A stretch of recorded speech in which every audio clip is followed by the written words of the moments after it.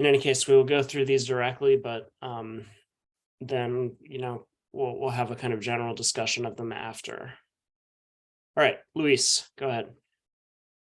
Okay, thank you. Hello, everybody. And I will just show this. This is the Lascaux frieze. It's in France, dated about 18,000 years old. And yeah, for my presentation, I want to, I'm not going to share the analysis I did. That is, I have it written down. If you want to have it, I translated to Spanish all my work. It's an introduction for a larger work I'm doing, but should be interesting.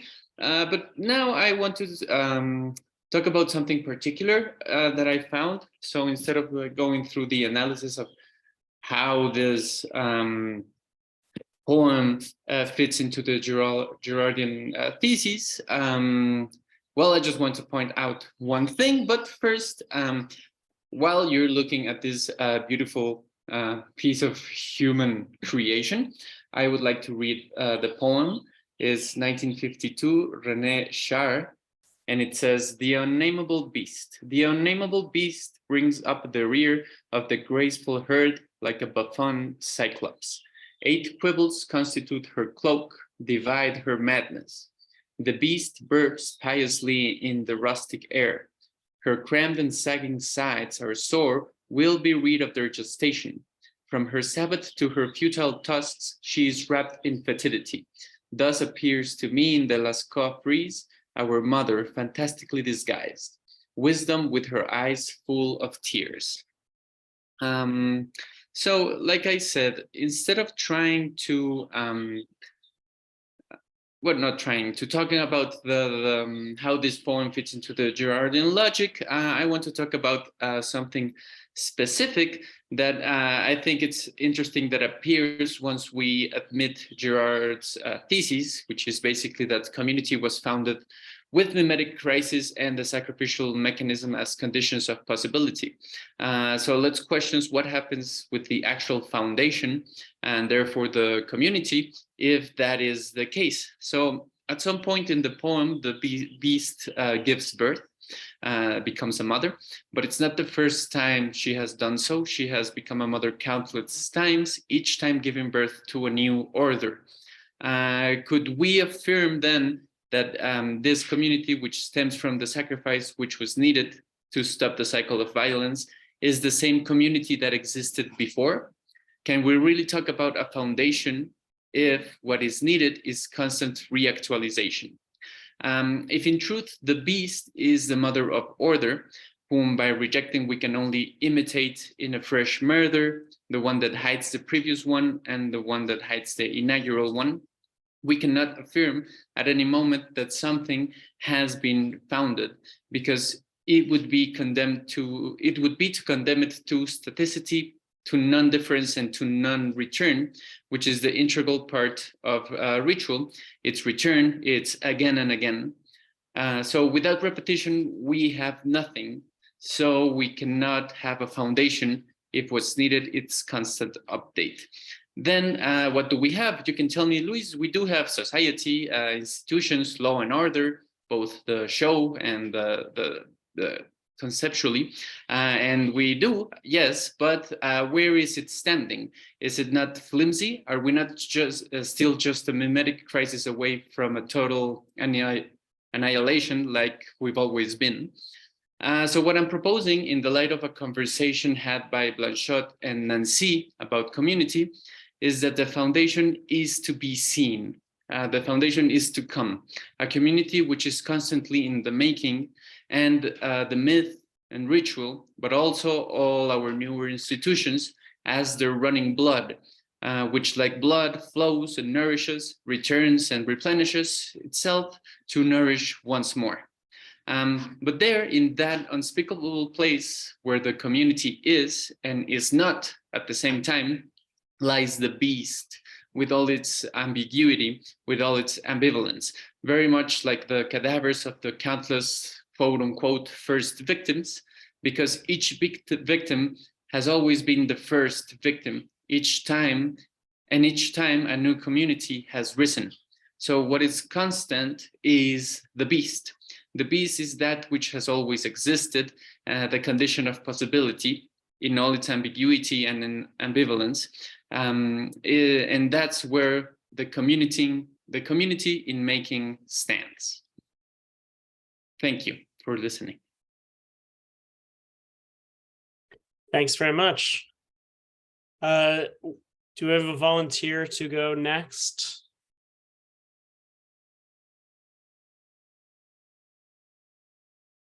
All right. Rebecca? Okay, so this is about the neurobiology of mimesis and early Christian practices. While all animals mimic one another, humans are unique in their capacity for mimesis. Through intentional back and forth repetition of movements, gestures, facial expressions, and vocalizations, humans innovate on mere imitation to create intricate systems of shared meaning that allow for the communication of increasingly complex ideas. One of the primary advantages this gives us is that we can communicate information about the past and the present. While non-human primates and other animals do have memories of the past and can anticipate the future, and they can communicate using shared gestures, they can only communicate what is happening in the present. They can't share their memories or predictions about what will happen in the future. This communication of past, present, future forms the basis for what eventually becomes narrative and storytelling. It is deeply entwined with our mimetic capacity, and it's no coincidence that studying literature is what led Girard to his own insights about mimesis. Two of the structures in the brain that seem to be involved with mimesis are the default mode network and what most people have heard called the mirror neuron system. It's debated whether mirror neurons actually exist, but what we can say is that at the very least is that our neurons have a mirroring capacity and that the same regions of the brain fire when we perform an action as when we observe somebody else performing that same action. This mirroring is also observed in, so like if we're watching somebody do something, that same region in our brain will fire as if we were doing it ourselves. So this mirroring is also observed in feeling states, both somatic and visceral, and it seems to play a role in our capacity to empathize. These neurons also exhibit plasticity in that they can learn to respond to stimuli in new ways, or in other words, be reprogrammed. The default mode network, or DMN, is a series of connected regions in the brain that are generally active when our minds are not otherwise engaged in cognitively focused, goal-oriented tasks like cooking or building something or solving a puzzle, to name a few examples. It plays a role in our social understanding of other people, our emotional engagement, making distinctions between self and other, understanding the mental states of others, and crucially, it plays a role in the formation of memory and ideas about the past and the future. It is most consistently active when we are reflecting on our own personality and characteristics. And it's also really involved in like these ideas of rumination that feed a lot of depression and other mental illnesses. And there tends to be like a getting stuck in the activation of the default mode network. That's at play in those illnesses. One other concept I'll mention is that of entrainment, which is our tendency to unconsciously mimic patterns in others. For example, when you hear music and begin to tap your feet or sway your hips to the rhythm without realizing it, that is entrainment. This neuroscience gives us a foundation for understanding Girard's hypothesis that desire is mediated through observing and mimicking others. Girard asserts that not only do we learn to want what other people want, but competition for the objects of desire through internal mediation leads to mimetic rivalry and ultimately violence. When violence overwhelms a community, it is purged by killing an innocent victim or scapegoat, and order is restored. The violence is then covered up by deifying the victim after the fact. Girard believes that this scapegoat mechanism is the basis for all forms of sacrifice and religion.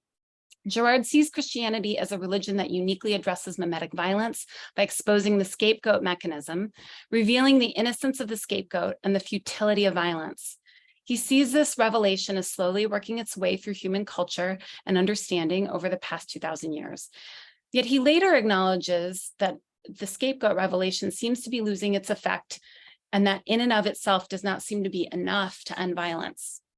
I propose that the revelation of scapegoating is only one piece of a larger constellation of practices and interventions that Jesus and his early followers are employing to address the problem of mimetic rivalry and violence. One of Jesus' insights is that our tendency to become entrained in mimetic rivalry is often fueled by insecurities, fears, and resentments rooted in our ideas about the past and the future.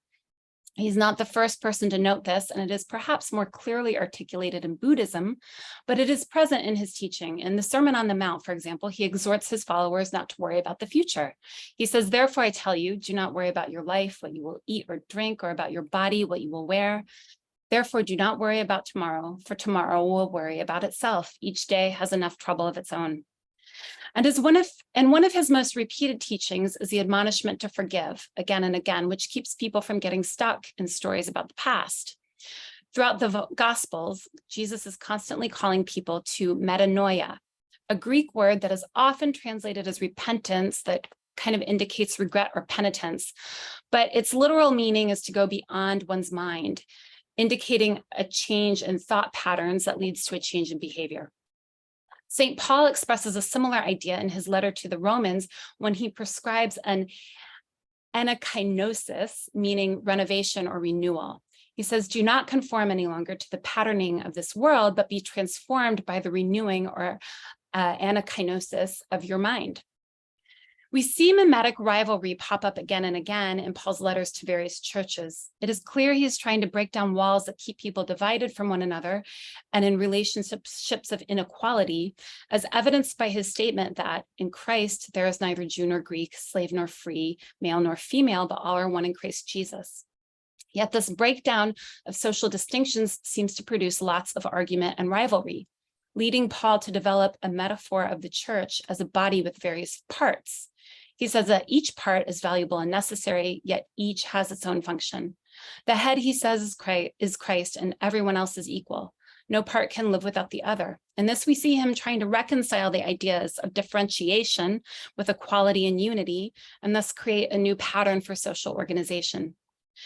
The early Christian communities of the first few centuries after Jesus, while quite diverse, are full of practices that seem to be addressing these problems of entrainment in unhealthy mimetic patterns and mimetic rivalry. What's more, neuroscience is now revealing the utility of some of these practices for repatterning or reprogramming the brain to affect positive behavioral change. Both prayer and meditation, which are core practices in Christianity throughout history, are shown to reduce activity in the default mode network beyond that which is produced by focused task engagement. They also produce greater feelings of oneness and connection across lines of difference, such as class, race, nationality, and gender, and they can reduce cravings in people struggling with addiction. Repetitive prayer and chanting, such as that practiced by the early desert monastics who used something called the Jesus prayer, decreases emotional arousal to stressful and fear-provoking stimuli. Fasting, which is prescribed twice a week for all church members in the Didache, a first century manual of Christian practice, seems to increase neuroplasticity. Ritual practices also decrease activity in the default mode network, as well as decreasing fear and anxiety. It has been suggested, first by Carl Ruck in the 1970s and most recently by Brian Murarescu, that some early Christian groups may have been spiking the communion wine with mind-altering substances, a la the Greek mystery cults. It is pretty well accepted that at least some ideas from the mystery cults made their way into Christianity, so it's not out of the question. We know that classic psychedelics like LSD, psilocybin, and DMT are known to decrease activity in the default mode network, promote neuroplasticity, and produce feelings of well-being, connectedness, and oneness. Of course, neuroplasticity is not a one-way street.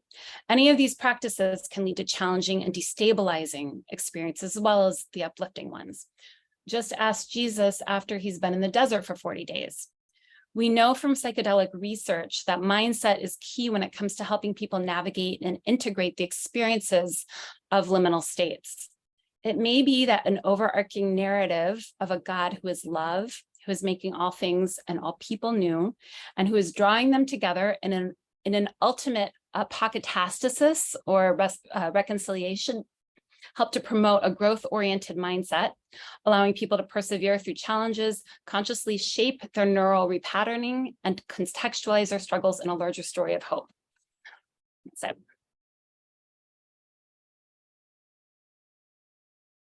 Thanks so much. Appreciate it. Next up, any volunteers?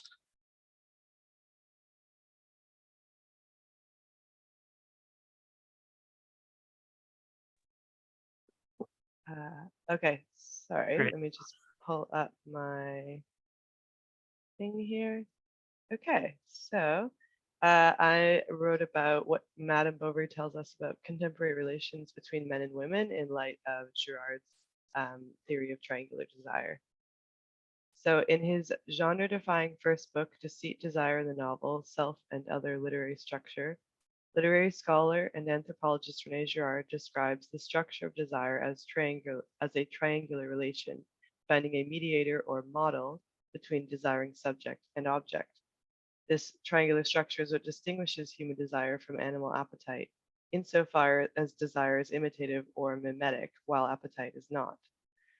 The orientation of triangular desire depends on the distance between desiring subject and desired object.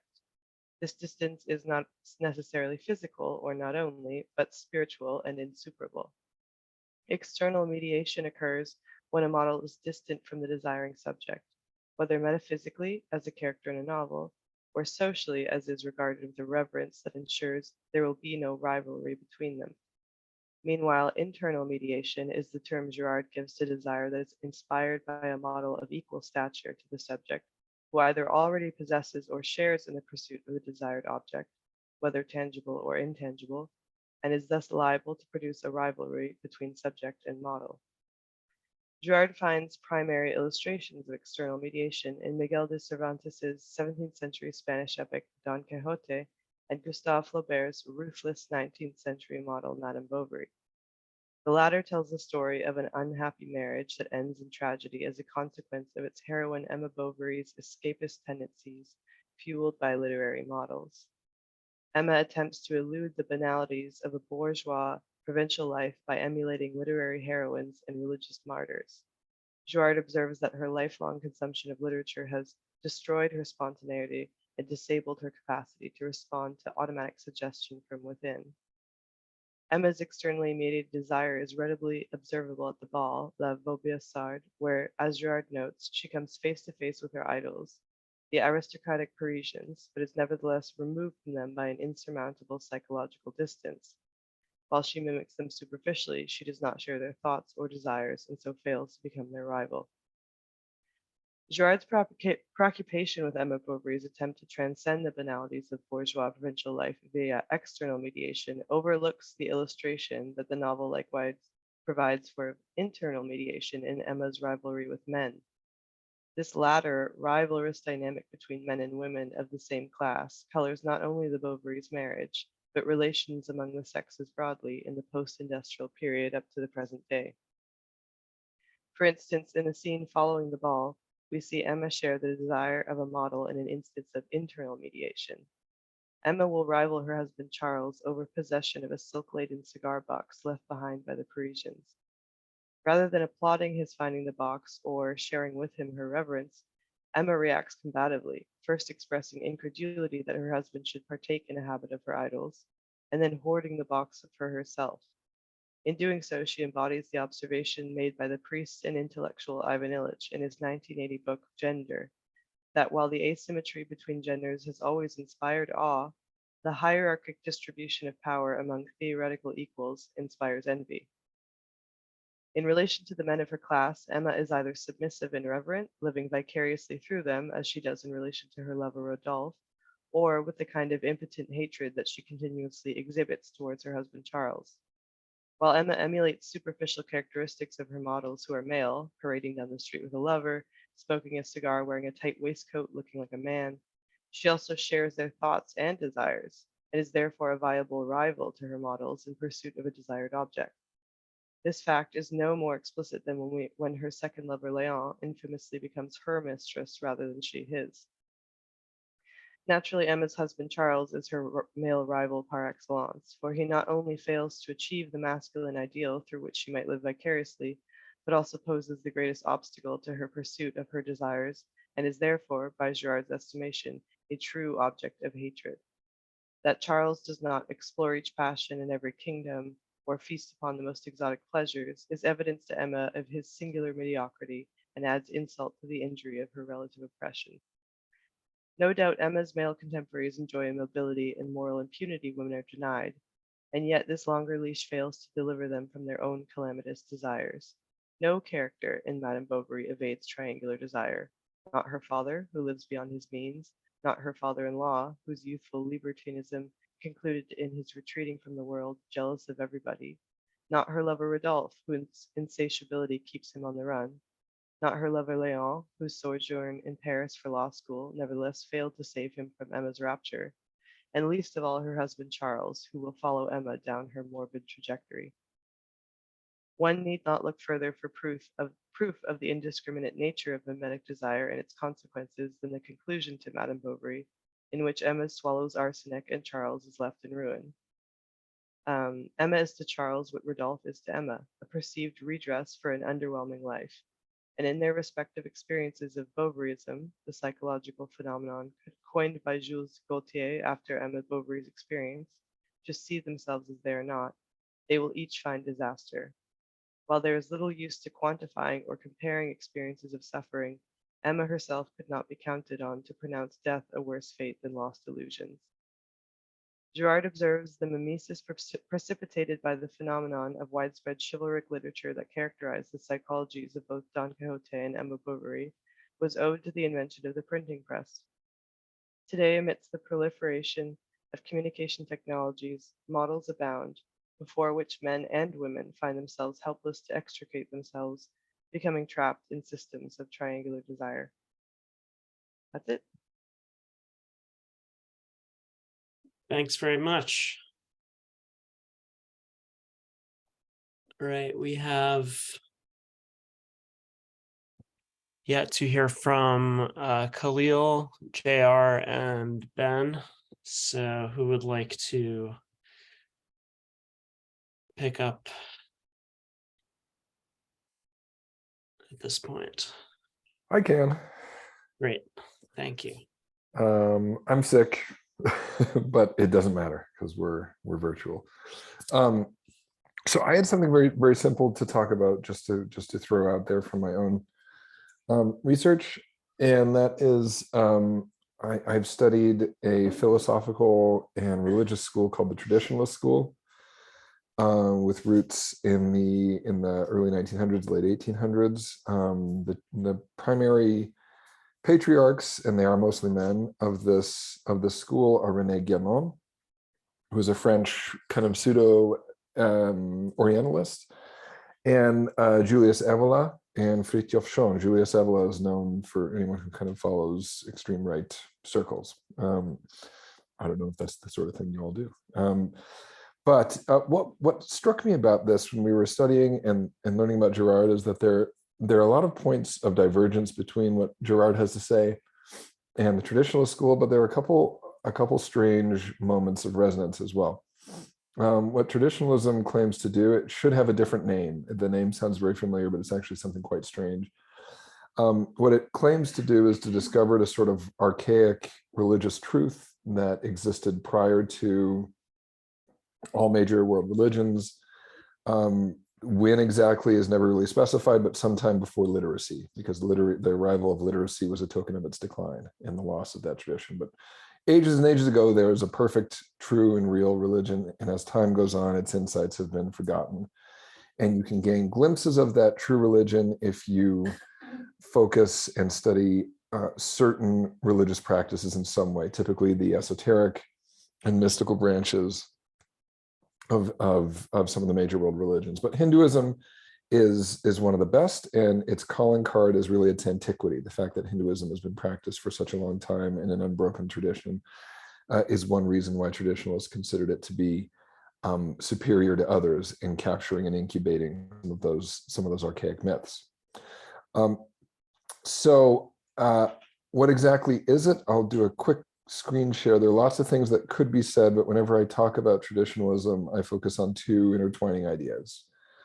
One of them, and this I assume will sound familiar. Oh, stop it. is the idea of caste hierarchy.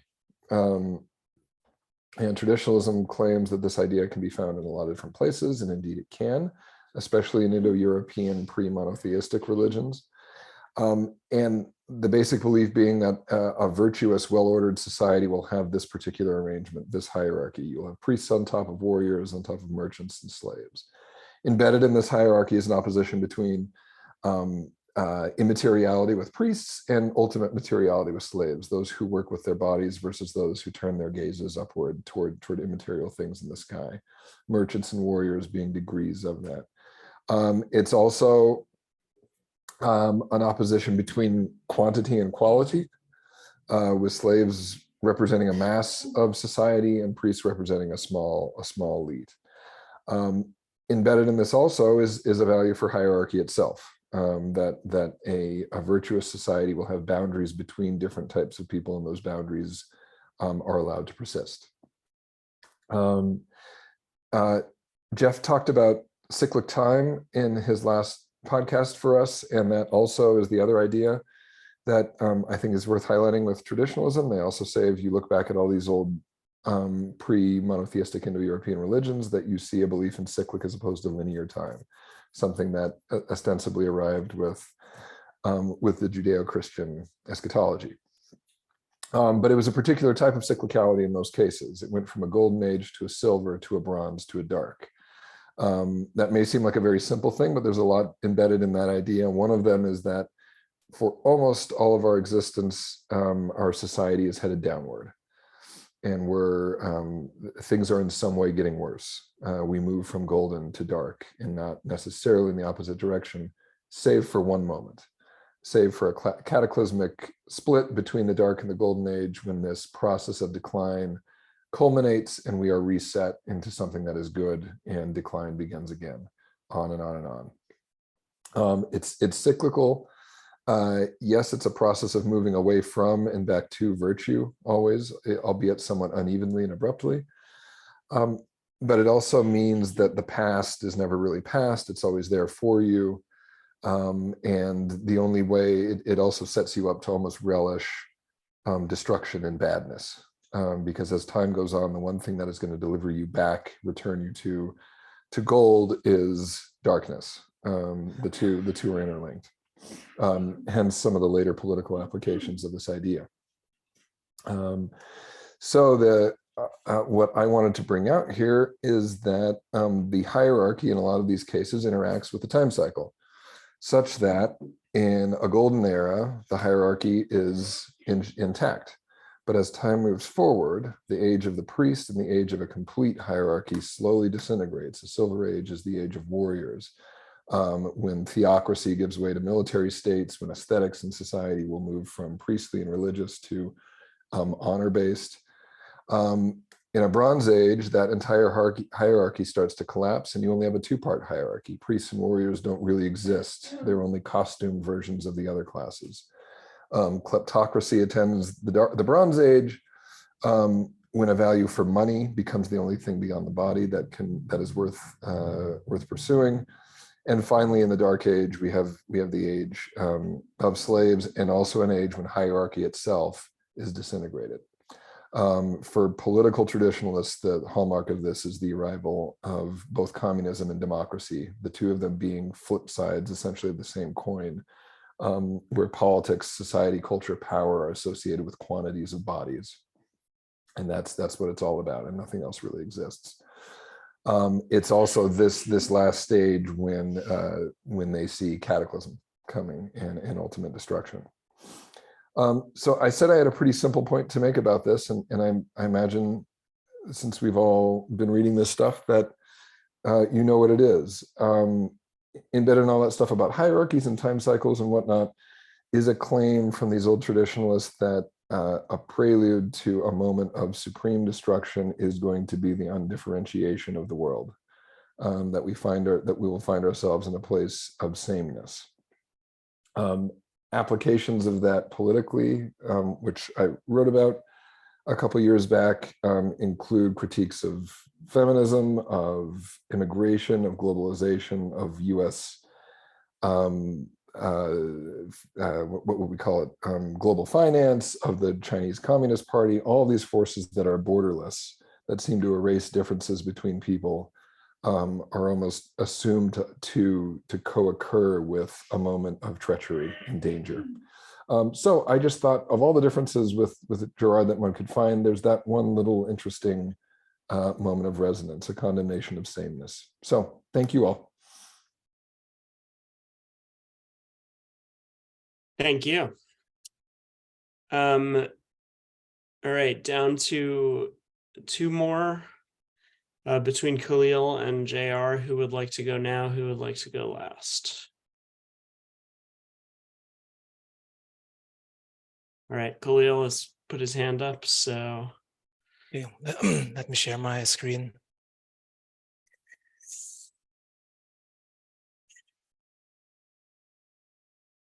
Where's that? Share screen.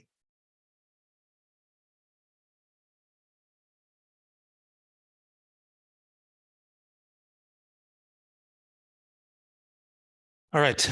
So the question I want to ask is, can Girard's The Scapegoat uncover things hidden in Pigafetta's account of Magellan's death? And well, the one thing I really like about reading Girard and attending this series of seminars is like I'm getting new lenses or new approaches to see like known things. Like for instance, this one. I mean, this is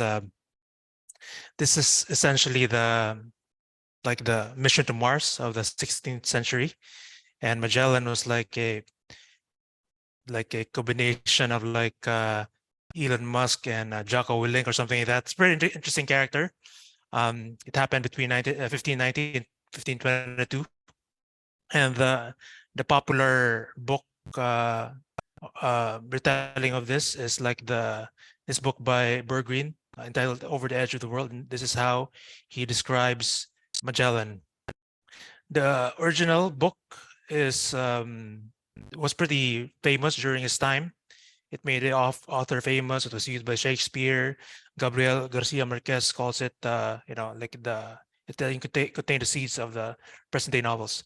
So the usual presentations of the usual retellings of this account, essentially the first is as an epic adventure, like this one by Bergreen.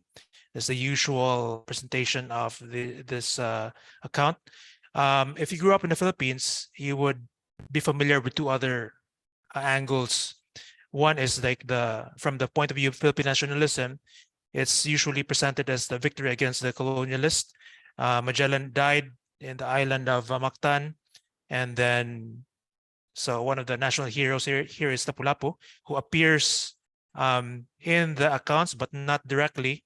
But he's very visible in the iconography of Philippine nationalism. The other angle is from the Philippine Catholic Church. Essentially, it's the origin story of Catholicism in the Philippines, when Magellan gave an image of the child Jesus to the principal wife of the ruler, and then that is now the most important religious icon in the Philippines. So the book that I've been, this is essentially the only book I've been focusing on during the course, was The Scapegoat. And it's an interesting approach. I mean, I asked Jeff if is there any like introduction to Girard's approach, and I find it very it's the first time I've seen anything like it. And it's not only the contents, the models that he presents that I find interesting, but also like what he uses to go through history and literature. And I want to reuse those approaches and his models to look at Pigafetta's account. And so, for instance, this is like a general outline of like the account, but just a small part of it, which is the landing in Cebu, which is now in the Philippines, and then Magellan's death. And then you could see here like parallels with like the first few chapters in the scapegoat. For instance, there was this disturbance in the society then, in that local society. When Magellan arrived, he refused to pay the tax to the local ruler, and and he essentially said that, I'm now you will become vassals of the king of Spain and something like that. So it was like there was a disturbance there. And then also, I mean, I'd like to go into the psychology of the local king. I mean, it's fascinating that you read that he's very visible there, but it's never talked about in the nationalist perspective, because like it doesn't fit the model, because he was friendly to Magellan and he aided him, and later on he massacred his crew. So, but he's a fascinating guy, and then once it started thinking about him as like a local politician, it just made a lot of sense.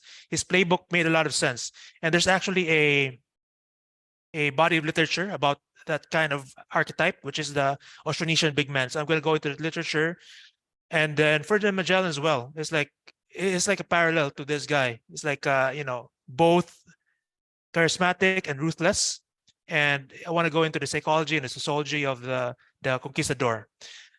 So later on, Magellan actually performs a miracle recorded by Pigafetta, and then similar to like the Jews were treated, it's like they were both feared and revered, as top doctors there.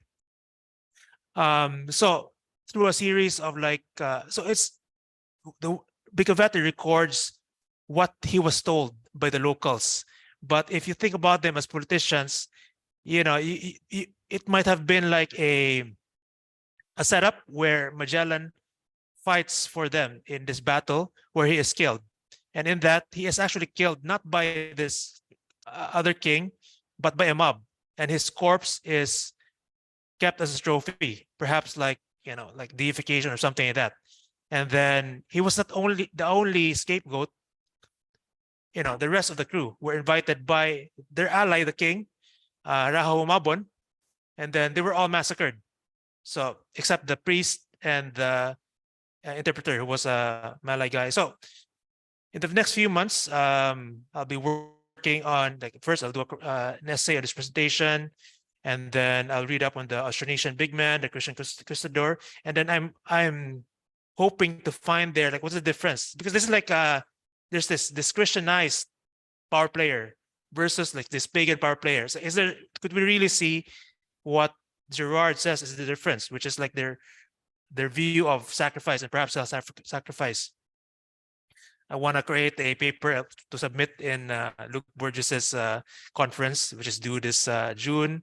I want to create a comic book based on this, and then maybe later on I'll compare this what happened in Mexico with Montezuma or Malinche and Herring Cortez. So that's it, and I'm just excited to learn more like lenses to view like existing history and knowledge about the Philippines and other Mexico. That's it. Fascinating. Thank you so much. You just have to unshare. Great. Yes, and finishing us off is JR. All right. Yeah, I'd like to share just a little section from a book that came out just this past week. It's called The Scandal of Leadership: Unmasking the Powers of Domination in the Church. And so I'm kind of trying to have a deeper diagnosis to the problem of power abuse. And so I kind of use an imitation-based framework where essentially that, it's kind of like Girard's idea of like, we have two arch models. There's Satan and there's Jesus. And so for me, we're either imitating the powers in submission to Satan, which leads to bondage to idolatry, dishonoring God, and dehumanization, or we are imitating Christ in submission to the Father, which is freedom from idolatry and leads to honoring God and human flourishing. And I have a couple chapters on Girard. while he kind of deconstructs Satan through the mimetic cycle, I kind of reconstruct him as a person, but in emergent science, not a fallen angel, but a cosmic reality through Matthew Krausman. And then through, I think one of the other things is kind of that a lot of people point out the lack of positive mimesis in Girard. And so and then maybe the other critique is sometimes reading kind of his theory, his anthropology into the scripture or the text. And I kind of use other different theologians, like in 1 Peter 5 and James 3 and first part of 4, that don't reference Girard at all, to basically show his mimetic cycle is actually found in the scripture itself. And then in the last 2 chapters where last 3 chapters where I'm moving toward the remedy, I use the book of Philippians, in particular, looking at it through a Girardian lens. So I see in Philippians 4, there's 2 leaders in the church, Eutyche and Syntyche, who are having arguments with other. I basically assume that they're in mimetic rivalry, which is affecting the whole congregation. And so, and he kind of pleads to both of them individually, which I think is interesting, because if you become mimetic doubles, he's kind of separating them. And then the whole book, in my opinion, is kind of ordered around models, Jesus being the archetypical model in Philippians 2, then Epaphroditus, Timothy, and Paul himself becomes a model. And so what I'm going to read to you, this little short section, is typically you have in a book on a particular book of the Bible about the author. And so this is the about the author section.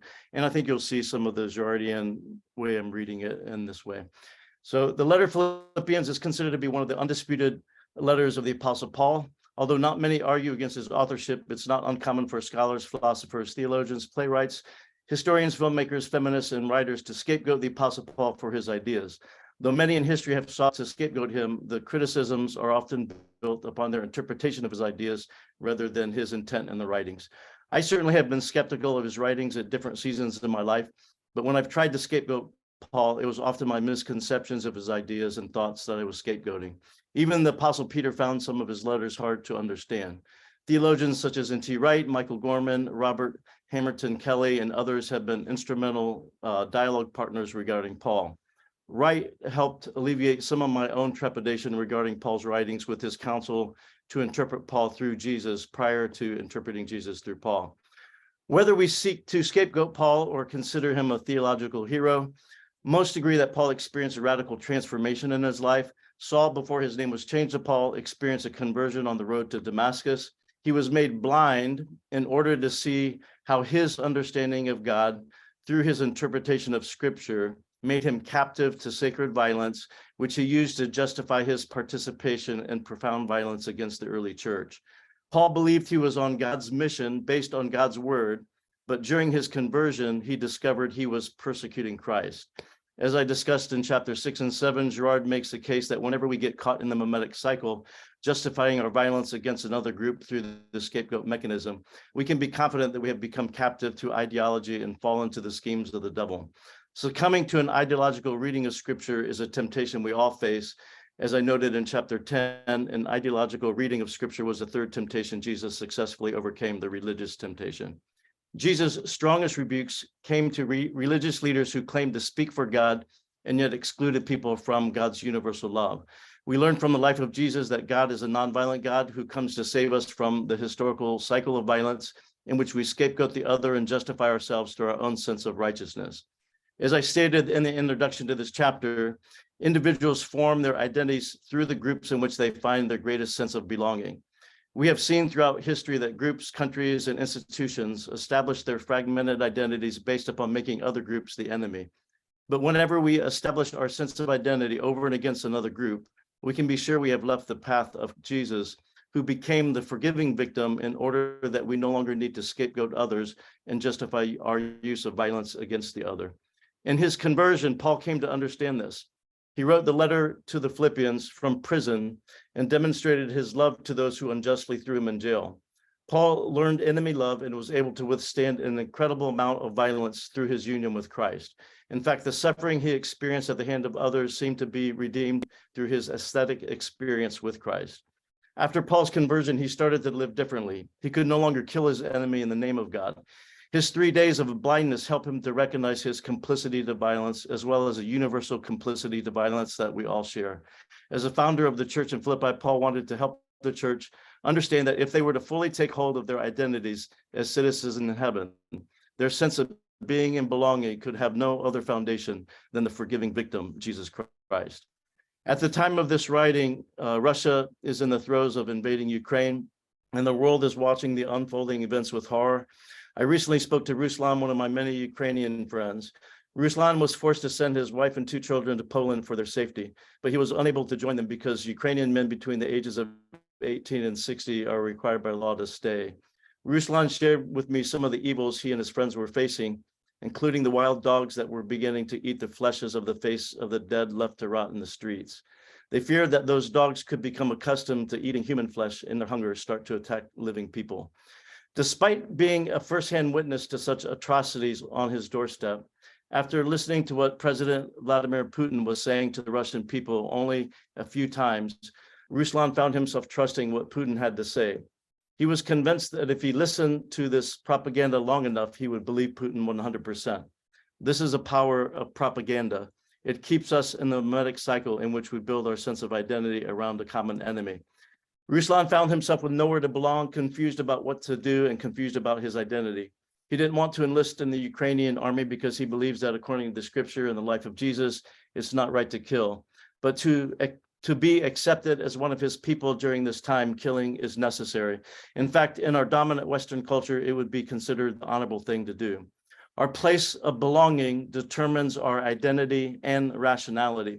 In other words, we become a somebody through the group to which we belong, and our perception of what is real news and fake news is often determined by the group in which we find our sense of belonging. As adults, our strongest places of belonging are with the groups of our choosing. For some, this is a country, which often means our belonging and identity is developed over and against another nation, e.g. America First, which can make us prone to violence. For others, our identity is found in belonging to the deplorables or the woke community over and against the other, becoming mimetic doubles and entering the mimetic trap. Yet Paul understood that through Jesus' life, death, and resurrection, he enacted a new way of belonging, bring together a universal body of people with a politic that revolves around a forgiving victim instead of a common enemy. This universal body, which is open to all, has only one entrance: repentance. At the heart of this repentance is a confession of our own complicity in building an identity through the exclusion of our neighbor. The one interest into this universal body of Christ, this new humanity, is to receive forgiveness from the one who laid down his life for us, for all of our neighbors, and for the whole world. When we see this, we realize that because of Jesus' willing sacrifice, we have a new way to establish our sense of being, because we have a new way of belonging. Yet because of the pathological ways of belonging we have inherited as human beings, these old ways of belonging come back to haunt us. Thus, Paul wanted to remind those in Philippi of the life-transforming truths that resonate with our sense of being and belonging. Although he would have loved to share his thoughts with them in person, he had to settle for a letter because he was literally chained to a guard with the threat of death hanging over him. All right. Thank you for that. Excellent work, everybody. Really strong and rich selection of presentations that, really come at the material from an immense variety of angles. So I've learned a lot. Hope you have too. So as I said, we have some time still. And I'm just wondering what, comments, questions, thoughts people have. I hope these are all projects that might be taken further. I think they all certainly have potential for that. So that, that would be one kind of comment. Additionally, just, questions at any point you'd like to hear the presenter expand upon, connections that came to mind as you were listening, anything of that sort. So feel free to, we're a small group, so I think, it's okay if you just chime in when you feel so inspired. I just wanted to say, I actually have comments for everybody. So I don't know if, are we going to go through everybody one by one, or?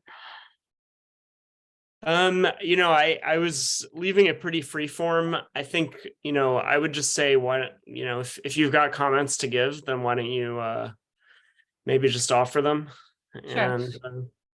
And Well, Luis, I was going to say, listening to your presentation, just something that came to my mind was in W.H. Auden's The Second Coming, the end of that poem where he says, "What rough beast, its hour come round at last, slouches towards Bethlehem to be born." And that idea of the sort of remaking of community and blood as being both a kind of reset and rebirth, but also something a little bit terrifying, and that ambivalence even being in you find it in T.S. Eliot's The Journey of the Magi too, that poem, this kind of sense of ambivalence about like what's actually happening with this sort of remaking.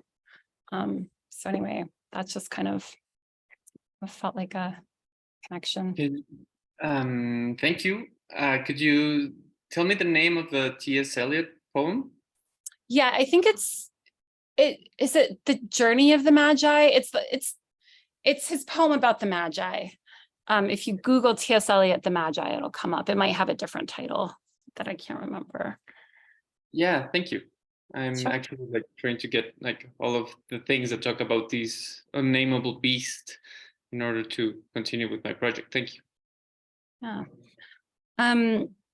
Jessica, I was really intrigued when you posted the abstract for your talk, because that whole issue of like the mimetic rivalry between women and their male partners is really interesting to me. And I thought it was interesting that Illich quote you had about the hierarchical distribution of power among theoretical equals inspires envy, because one of the things that I feel like we sometimes have, and I'm like I see and seen in my relationships and those of my friends, is that like, because now we're in a place where we're expected to always be equal, it's like really easy to get into a mimetic rivalry with our partners. And it also brings to mind Nora Ephron's novel Heartburn, that's really just a memoir about her relationship with Carl Bernstein, and how there's something about like, I realized like, oh yeah, like I don't want to date someone who like we're too much alike or we have too similar goals, because it's like easier if you just each have your own thing that you're doing, so you don't have to compete. I don't know if you had any thoughts about that, like that sort of the rivalry she has then versus what we experience now. But yeah, I mean, obviously I'm not that old, so I can't tell what dating was like in the past, but sort of from books I've read and films I've seen and stuff, it does seem that the dynamics between men and women has changed drastically in relation to our changing social roles, and sort of courtship has, also changed in relation to that. And yeah, I think that like, anecdotally, I can see it in relationships I've had, and then also just comparing it to books I've read, I can see that there's this kind of sense in saying that like, if we're both employed in, say, jobs that are kind of similar, if we're both sort of leading parallel lifestyles, there's not a kind of interdependence so much as a parallel life. And that's something that Illich talks about a lot, is sort of, he describes like men and women as like two hands like grasping each other, that there's like an interdependence that sort of creates a respect for one another based on the other doing something that you cannot do. But nowadays, I think Nina Power has described relations between men and women to be more sibling-like, like sort of, like brother sister. And I think there's a lot to that. So yeah, I thought it was just interesting because I had happened to actually read Madame Bovary before taking this course, and I noticed that her book, Flaubert's book has been sort of examined a lot from like a feminist perspective, that has sort of either described Emma Bovary as like incredibly oppressed or described her as like this vanguard feminist figure, but they rarely talk about sort of, I don't know, not that I've done extensive feminist reading on it, but just that the dynamic is not necessarily that she's like either oppressed or that she is that she's like this vanguard, so much as like the nature between men and female roles has changed so much. It's not just like that she's experiencing this in isolation, or that like women exclusively are experiencing it. If women's role in society has changed, and so has men. Thank you. Ben, I thought your talk was super, or is he still here? Did he leave? He said he wasn't feeling well. So Okay, all right. Well, I actually I'm familiar with Guinan and Evola because I know about esotericism and they're kind of offshoots of the perennial tradition. Anyway, I had some thoughts about that, but so let's see. Khalil, I wanted to know if you could just tell me a little bit more, because I didn't quite get it, the difference between the Christian concept of sacrifice and like the indigenous view of what was going on, because you said something about that contrast and maybe you didn't tease it out. But Yeah, so this is still my plan. So it's like this is gonna be like what I'm gonna read on. So there's like the body of literature on the Austronesian big men. So and then also there seems to be some at least articles on the psychology of the Christian consider. There's still something I need to go into. I could share that once I've done that reading. cool. Well, I'll look forward to it. And JR, I just want to say I enjoyed your reading, and I can relate because I also have like been really annoyed with Paul in the past, and I've kind of come around on him. Because I really do see him as a mystic and kind of like an organizational genius in some ways. So anyway. That's it. Further comments, questions on these presentations? No need to, you can speak just to one particular point in one person. You don't feel any pressure to be as comprehensive as Rebecca.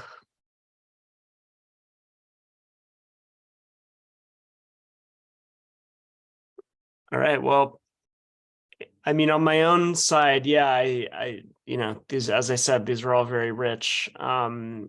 Just a couple of remarks. And these are, maybe references that might be interesting for you to look into. So I don't think Girard ever was familiar with, or I'm sure he was familiar, but ever commented on Lascaux or other cave paintings. He does have an interesting lecture that's from pretty late in his life about the art at a very early archaeological site in Turkey. If you're interested, Luis, I can dig that up, but it's kind of him trying to make sense of a similar, I mean, it's not as ancient as Lascaux, so it's not quite as old as that, but it's a somewhat similar type of object, and it's interesting to see him trying to he doesn't devote, he's a textualist, as I've said before, so he doesn't have a huge amount of discussion of visual works. So this is quite an interesting thing. It's a lecture he gave late in life. I think it was very late in his life. So I think he may have just actually not been able to turn it into a paper before he passed away. But in any case, I will pass that on. It's quite interesting. And it does, I think you were using it more as kind of a point of inspiration, a sort of conceptual inspiration, but it does kind of raise these questions about the potential kind of archaeological, literally archaeological dimensions of Girard's project that could be pursued. So it did make me think about that. Rebecca, there is one. So there's a guy who is actually one of the sort of co-authors of Things Hidden, who's also a psychiatrist, who has a book called The Mimetic Brain that you might look into. It's he's a quite prominent French psychiatrist, Jean-Michel Orgulien. So if you just look up The Mimetic Brain, I think it will come up. So that might be worth looking into. As far as Jessica, yeah, I mean, I really like the Illich connection. I think, there's like one footnote in gender. I mean, of course, the footnotes of gender are like just complete. They're one of the most amazing things about that book, because it's like each footnote is its own little essay. It's like a book within a book, yeah. But he does have, I think, just one footnote about Girard, I mean, specifically about deceit, desire in the novel. So I think there is a lot that could be that could be extended about that relation, because I think this mimetic rivalry between men and women, I mean, it is something he sort of engages, like, in terms of these kind of courtship scenes. I mean, another place you might look is like his analysis of The Red and the Black, which, is a novel I always consistently recommend. But yeah, The Red and the Black, basically, this kind of relationship between Julien and Mathilde is, I think he kind of analyzes in those terms somewhat, that they're I mean, it's the relationship he sees as most kind of characteristic of this internal mediation, this world of internal mediation. And it's indicative of the kind of vapidity and sort of nihilism of courtship in this kind of salon culture of Paris. And so I think there is a lot there. In fact, when I taught that book, we kind of talked about that in terms of like contemporary dating and the way it becomes kind of gamified and subject to all these competitive pressures. But I do think that thinking about relations between men and women and in these kind of Girardian Illichian terms is a promising way to go, and still hasn't been written about a great deal. So I think another connection between them was like or like Illich and Girard is they both sort of like are cross disciplines. Like I think you said early on that like it's like unheard of today that an academic would be able to sort of like move around disciplines so fluidly, the way Girard moved from like literature to anthropology to theology or whatever. And like Illich was kind of the same way. Obviously he wasn't an academic professor, but he like cites kind of just like willy-nilly, like anthropologists 1 second, theologians, like statisticians or whatever. And they do have some similar sources, like Marcel Mauss was one of the ones I've noticed both of them reference. Yeah. Definitely. And the other interesting, I mean, there are a few figures who have been connected to both of them. One of them is David Cayley, who made that CBC radio series on Girard, but also did a few different series involving Illich. He never did one that was like specifically a sort of introduction and overview to Illich, but then he ended up writing Illich's biography. So I didn't realize that he had written about Girard. He did. He did this great series on Girard, and then there was a book that came out of that as well. So he's kind of an interesting figure who bridges those two thinkers, although I'm not sure if there's anywhere where he's kind of written about them in relation to each other. But Khalil, I love this subject. I mean, I think there's so much there. And I don't know a huge amount about Magellan. I sort of know more about the Latin American sort of conquistador narratives, but this idea of like this kind of sacrificial moment, as I understand it, that you're presenting it as, that can be seen as kind of within the culture can be seen in two different ways. One as a kind of foundational moment for something positive for, I guess, Catholicism, Christianity, but at the same time can kind of be seen as, Magellan as a more kind of negative figure who needs to be defeated. So that ambivalence is really interesting, because it seems to echo this kind of idea of how, and I think you were getting at this, of how, sacrificial victims themselves have this kind of ambivalent character, right? They're both kind of enemies who needed to be expelled, but at the same time, they're potentially kind of beneficent deities. So it's that's really interesting. And I think, I mean, that the other, you know, there's a big debate, and the other thing that I thought of, which I don't know a huge amount about, but I have friends who are anthropologists who have talked about it, and I've read a little bit about it, is the narrative around, there's this whole debate in anthropology around Captain Cook. And that might be worth looking into, just because it sort of links to this question of like whether when European explorers arrived in certain places, they were perceived as gods, which, you know, kind of gets into all kinds of tangled debates. But, you know, it comes up in Captain Cook.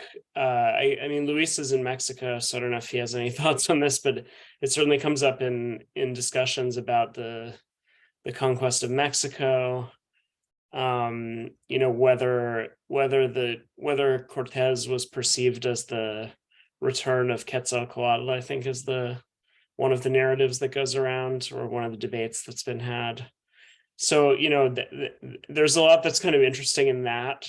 You know, you might also look into, if I can find it, it's kind of weirdly hard to find, but there's this really interesting lecture when Peter Thiel did the lectures that eventually became 0 to 1.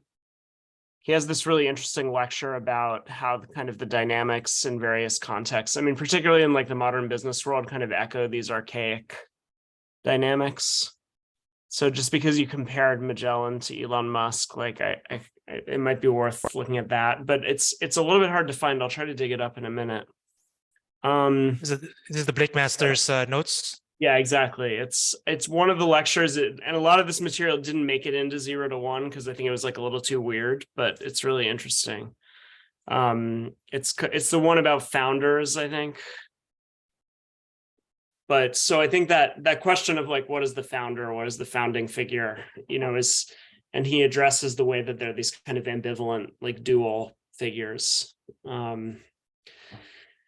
And then, yeah, I don't know, Luis can correct me, but I mean, I think definitely the Mexican comparison could be interesting. I don't know a huge amount about it, but, you know, I mean, one idea that I understand is that the figure of Malinche becomes a kind of scapegoat in the culture, right? Is kind of seen and kind of talked about as like the source of all ills. So because she betrays her own people for the foreign invaders. So she's kind of this figure of like deceit and betrayal. And so, Yeah, and so there's kind of this way she becomes proverbially like this kind of cursed figure. And also, she's ambivalent at the same time. Like she's also like, and also nowadays, if you read like her through a gender narrative, you might people can talk about like how it's a woman doing like all of this, and like she was the one, you know, controlling a lot of these affairs. So yeah, it is interesting. And about the Spaniards being perceived as gods, yes, it's one of the narratives, and yes, now they're trying to flip it and say like, no, that was not true, but I don't know too much about that. Yeah. Anyway, yeah, I do think there's some promise there, definitely. Hey, Jeff, thanks. yeah. Thanks for that. There's another angle which I was hoping to explore, which is like how Girard approaches his sources in like his books. And I was like, I just want to follow up, like you have like any book that explores Girard's methodology, because like for instance, in Scapegoat, one way he sort of triangulates like the truth is like, you know, uncovers the blindness of the people writing the source material. And like for instance, in this case, you have the blindness of Pigafetta, and also the possible blindness of like the local rulers, like how they view the world, and also like the nationalist views, like why are things never talked about. So there's like that could be used as the presentation for like this, similar to how Girard does it in the Scapegoat. So I'm fascinated by how he does it. I wonder if there's anything on that I'll have to think about that. I mean, I guess, one thing I would just say is like, I think you're on the right track with like looking at this text. Like, I think just trying to analyze this text, the Piga Feta, is that what it's called? I think just trying to just seeing if you can find some passages in that text to really dig into and analyze. I think that's I think that would provide a kind of strong basis for kind of building up the analysis. Does that make sense? Yep. Cool. Yeah, and sorry, I just saw Rebecca. So this lecture about I haven't actually read this book, but this lecture that I'm referring to is about Sattelhoek, if it's pronounced that way. So Girard did give a lecture on this subject, but in any case, I haven't actually read the book. So I think it's Çatalhöyük. That's because the Turks Yeah. pronounce their C's that way. But yeah, I picked it up because I'm really interested in kind of just like all the foundations of Near Eastern religion as it relates to the development of Christianity and other things. And there's some really, really interesting essays in there because it's pretty cross-disciplinary. So there's archaeologists and there's, like Wolfgang Palaver and some archaeology people are in there. So very cool. And Khalil, I put this. You'll need to use the Wayback Machine because it was on Blake Master's website, but then when he became a political candidate, I guess they just wiped everything, all the weird stuff, like esoteric stuff from his website. So you have to go in the Wayback Machine and plug it in there, and you'll be able to find it somewhere. So. And then, JR, lots to cover there. I mean, I was kind of interested in what, Rebecca's and JR's discuss, thinking about sort of early Christian communities might be, beyond just the figure of Paul, but like how these communities operated. I mean, I guess something that interests me about, JR, your title and just your project is centered on scandal. And, I think, possibly we could argue scandal is itself this kind of ambivalent thing because for Girard, because it's often seen, it's seen as he says at one point, it's kind of encompassing the whole mimetic process. What I also like about his analysis of scandal or scandalon is that it's kind of it's kind of showing the psychological insights of like the Bible, that the Bible has a kind of psychology that's as sophisticated as any modern psychologists, right? So that we don't have to like subject biblical text to our psychological categories. Instead, we can kind of learn from their psychological categories. And that there is this continued interest in this concept stretching through the Hebrew Bible into the Christian scriptures. And so, but I'm kind of interested in this ambivalence of scandal because it seems that on one hand, scandal is this source of, it's this kind of source of the fall, of temptation. It's the thing that, essentially leads you into sin. It's, this thing that you were supposed to, it's when Peter sort of, when, Jesus says to Peter at some point, sort of, do not be a scandal to me or whatever. So it's kind of this idea that scandal is this thing you have to assiduously avoid on one hand. And that, since your subject is leadership, like that, I think scandal it has this kind of relationship to the way that sort of, people can become idols or become, can kind of, become overly inflated or, sort of quasi-deified, but then at the same time, and this idea of the scandal as sort of the idol, like the thing that the thing that gets in the way of true faith. But then at the same time, there's kind of this notion of scandal as, of Christ himself as a figure of scandal, right? And I think of Paul, I mean, it was interesting hearing you and Rebecca both talk about this, but Paul is kind of this figure who continues to sort of scandalize, right, in various ways. So there's kind of that notion of scandal as something that, can, on one hand, cause you to fall, but on the other hand, can kind of jolt you out of some kind of complacency, perhaps. So then the question is kind of how to navigate that, that duality. So I don't know, does that resonate? Yeah. I mean, I'm kind of using the scandal, like both in the negative way that, Girard tends to use it, where the leader becomes the obstacle to the disciple getting the bad desires that they probably got from the leader themselves, but also that the way of Jesus was scandalous. Being God, basically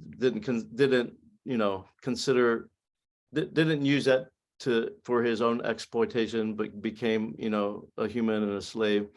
And I kind of use Oscar Romero as a recent example of someone who really lived out this, what I call the kenotic journey, which it seemed like Jesus' own sense of identity. He was, when it says he became nothing, I think basically how we tend to find our sense of identity in the world, like he discarded that and found his sense of identity in the Father. And you can kind of see that right before his temptation, where before he even started his ministry, the Father says, "This is my Son in whom I'm well pleased." And that was what enabled him to endure the temptation. So I kind of go through in his own humanness, how did he form his identity? But which is, again, very scandalous for, it's not what leadership literature tends to point toward. And then that way it's also scandalous. Yeah, and then I think then the sort of follow-up to that is, in a way, the question Rebecca was raising, this kind of, how do these early communities attempt to kind of remain true to that in some way? And I think there's like a lot of mimetic rivalry going on between them, and how they do that, right? There's like, then especially when to like the 2nd and 3rd centuries, and everyone starts calling each other heretics, and people are doing some admittedly sometimes outre things. So right, well, and this is kind of, I mean, it's interesting, I don't know where different people here fall sort of denominationally, within or outside Christianity, but like there is kind of the sense that you have this incredible fractiousness, and these clear kind of escalatory like patterns of mimetic competition with, like martyrdom, for example, is kind of a strange example where it kind of seems to become this like competitive sport, and in ways that sometimes seem kind of perverse, and just, asceticism and various things like that. And so, it does seem like whatever we might say about like the Council of Nicaea, and, I mean, there are lots of ways that we can idealize the early church, and see it being betrayed by institutionalization. It does kind of come in and, seem to provide a structure that diffuses that kind of process. And then, it does seem that something quite similar happens in the Reformation, when suddenly that, those floodgates are opened again, and you have this incredible splintering of sects into, factions and sub-factions. And, and then this seems to happen with all kinds of egalitarian movements, right? It kind of goes back to that tyranny of structurelessness thing that, that you have it also in like the, the left of very like, socialism, communism, anarchism, etc., that all have this kind of leveling impulse. But they're also all prone to this kind of endless fracturing, which then seems to be only solved by kind of authoritarian solutions. So it's an interesting problem. It kind of brings me back to Ben's paper, because he's kind of, talking about how, I mean, he says, which Christianity has a universalizing message, right? So it implicitly kind of has, or it explicitly has this potentiality within it, right? That that it towards dissolving these kinds of hierarchies, and I think you can argue it's like some of the stuff that people criticize Paul for, like basically kind of defending the status quo as something you should accommodate yourself to, in terms of the kind of legal order of the day. It's like, on one hand, you can sort of criticize him for saying like, I mean, for like not being sufficiently critical of slavery or whatever as existed back then. But then on the other hand, he was kind of in this type of community that seemed prone to this real, possibility of breakdown. So anyway, I don't know. There's a lot of interest there. Just like it seems like it, and so, we're dealing with these communities that come out of a sort of message and structure that seems opposed to this kind of pyramidal hierarchy that Ben pointed out. But then, that sort of creates its own new problems that have to be dealt with. Further thoughts? I mean, I'll just say that, like, because I've thought about that whole dynamic like a lot. And I mean, I do think part of what Jesus and Paul are saying to some extent is like this sort of radical oneness and equality that I'm preaching. It's not about trying to like make it happen through these sort of like these machinations that you think up in your head. Like, I really don't think he's a zealot, like Reza Aslan and others have posited that he's like literally trying to foment a revolution or overthrow things. He's saying like this is a realization that you have within you, and that changes the way that you show up in the world, and that will change the way that people respond to you. And I think he's also saying like, I'm here, and like God is available to help you like move through your life with that inner sort of sense of worth and value that you now have.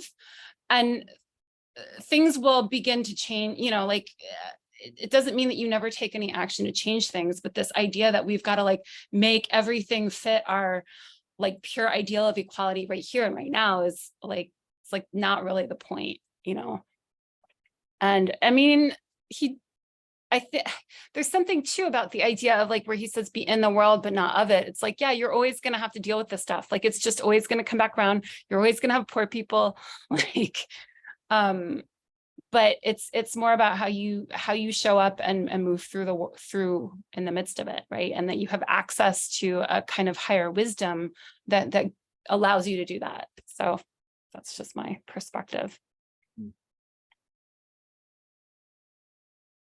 Great. Further closing thoughts before we wrap up? Hey, thanks for Jeff for just leading the class so well. Appreciate it. Oh, thank you. It's been really a pleasure. So please do stay in touch.